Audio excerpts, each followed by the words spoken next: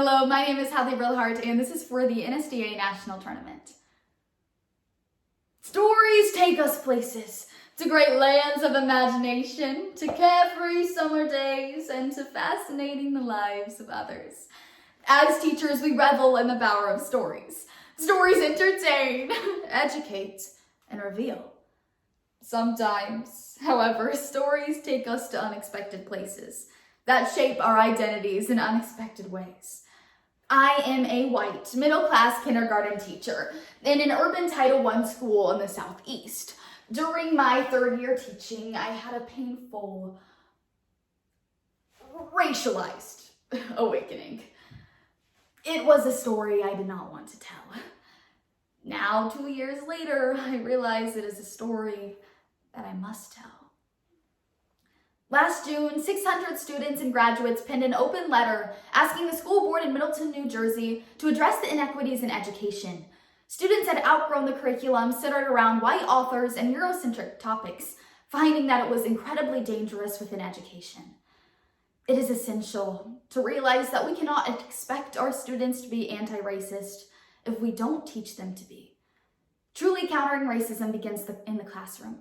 So our students don't have to hear "You Are a Racist" by Melissa Summer. By October, my kindergarten class had started settling into the way of kindergarten life.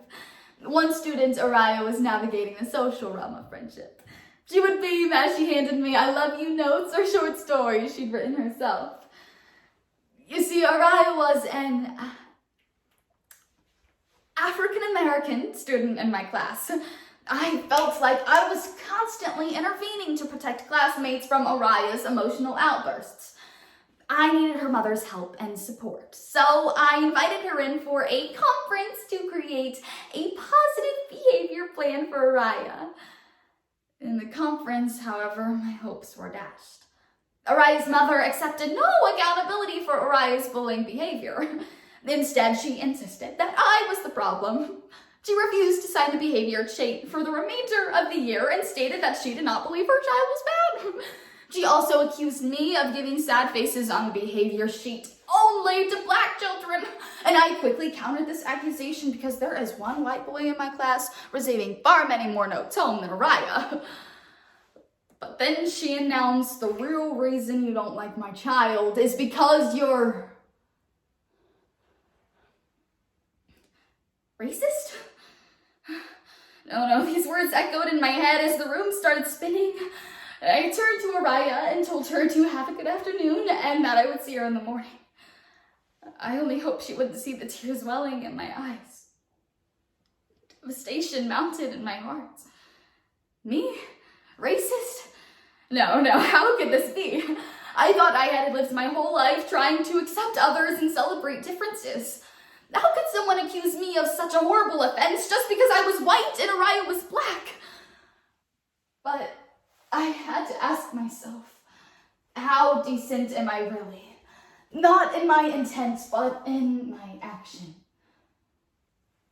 In my lack of action? My self-questioning continued and unsettled me greatly. Why was I always calling on Araya? Was she truly the only offender in my class? As I reflected deeply on these questions, they catalyzed my learning process. While I may have not committed individual racism, I was unconsciously involved in a system of institutional racism. My anger about being called a racist turned into anger towards a society that still harbors racism. But taking action is the ultimate piece of anti-oppressive education. It's not an easy task. Teachers are reluctant to discuss race not because we don't want to, but because we don't know how to. But ignoring the isms will not make them go away. Instead, we must take responsibility to learn about our own and others' cultures. Schools need anti-oppressive reform, one that starts with questioning itself. I have encountered one crisis already, and I know I will face more as I work towards developing an anti-racist pedagogy in my kindergarten classroom. While most literary stories end with the resolution, the solving of the problems, I know this is only the beginning of my struggle as a white teacher at a mainly black school. Telling our stories is indeed a matter of survival. Only by storing and restoring, telling and listening, can we begin the process of constructing a common world of anti-racism in the classroom.